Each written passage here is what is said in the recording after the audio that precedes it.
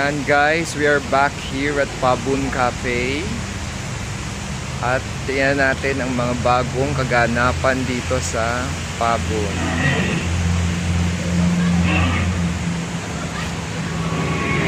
Ikutin lang natin guys. The last time we were here was, I don't know, di ko na matandaan. Pero again, this is just a short vlog para i-share ko ulit sa inyo. Meron sila ditong mga koi. Yan.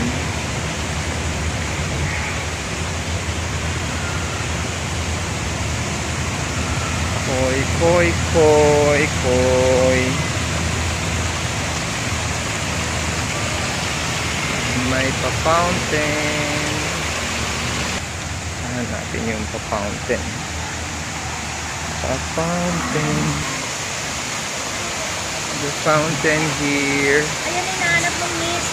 Yan pala. Yan, meron na siyang pa-mist. Mist. They also have a cafe here.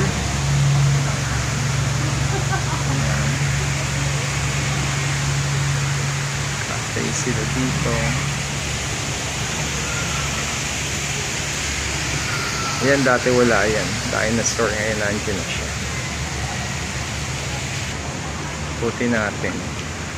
Yan, pag gusto yung magpunta dito,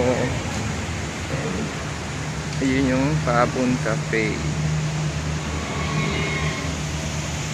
So yan guys, dun sa una kong vlog nandun na to. But again, try namin uli para lang makita nyo yung bago dito. So if you want to visit itong place na to guys, sama nyo to, papunta na to sa pagpupunta kayong Pattaya. So diyan no, pwede kayong mga kumain dyan, mupo dyan, mag relax later on, order ng pagkain. So yan, ganyan. Parang farm ang style niya. And then may mga kabana dito sa lugar na to. And may mga coconut trees. Very green. Ayun, meron pa tayong mga kabayo dyan. At kung ano-ano pa. Ito, may bibi.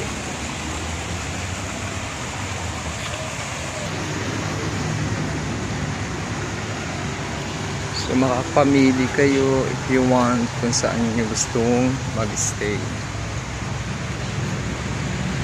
So teka muna guys, ikot lang natin ng konti dito. Yan. Okay. O yan siya. So order muna kami ng pagkain guys, mamaya ako pagpapatuloy. So yan guys, yan lang. Kumuha ako ng zero coke. Nag-indulge naman ako ng konti. And then meron yung papaya salad kinuha namin as part ng aming veggie na kakainin. Sarap din yan. Tapos meron kaming pork na in-slice yan. Hindi ko alam yung tawag but anyways masarap naman siya. And then of course yung mga kasama ko, they have the parang seafood rice ito, no? Daming serving. And then they have the cucumber salad din, sasawsaw lang siya. And then this another veggie salad na meron siyang tempura sa ibabaw. Masarap din to pero medyo sweet yung sauce niya. Yan siya. And then yan yung crispy pata nila kakaiba, no? Yung pork knuckles na pinrito. Ang sarap niyan, ang lambot, okay yan. And then meron kaming tom yum. Ay, hindi. This is a shrimp pala, no? And then chicken. Pero nag-tom yum din kami. May chicken din kami kinuha. And then ito yung fish na to. Malaki yung serving nila dito, guys. Kaya talagang sulit talaga siya. So, yun mga pagkain na kinuha natin. So, guys, highly recommended dito. Mura lang siya. Masarap yung pagkain. So, pag napadaan kayo ng Pattaya, please include this as part of your itinerary. So, sigurado mag-enjoy kayo. Pero hindi sila mga cafe dito. You can order cheesecake and coffee. Yun lang. Thank you so much!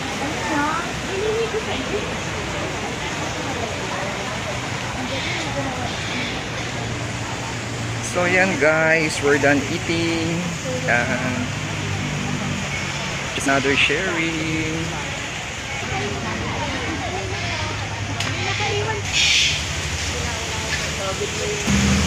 So yan guys, this is just a short vlog to share with you ang aming another experience this